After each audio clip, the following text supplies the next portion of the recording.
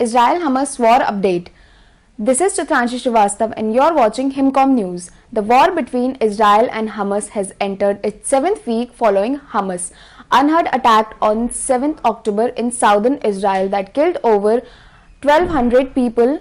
According to the health ministry in Gaza, over 12,300, including children, have been killed. Meanwhile, Gaza's main hospital, Al-Shifa, is reeling under a grave situation as Israel ordered its immediate evacuation on Saturday.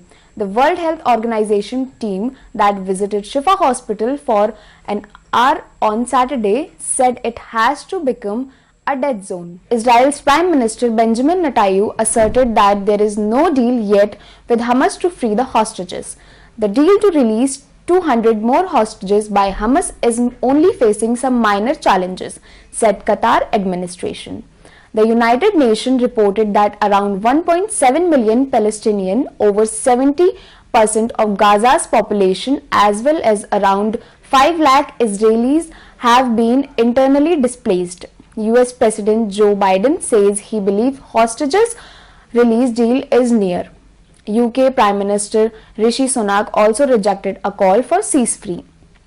On 2nd of November 2023, Hamas chairman Ismail Haniyeh stated that if Israel agreed to a ceasefire and an opening of humanitarian corridors to bring more aid into Gaza, Hamas is ready for the political negotiations.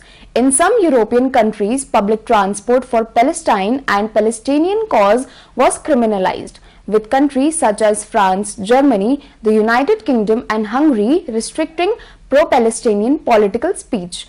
Germany banned fundraising, the display of Palestinian flag and the wearing of keffiyeh. The conflict also sparked the large protest at Israeli and US embassies around the world. That's all from us today. Stay with Himcom News to see further updates. Thank you.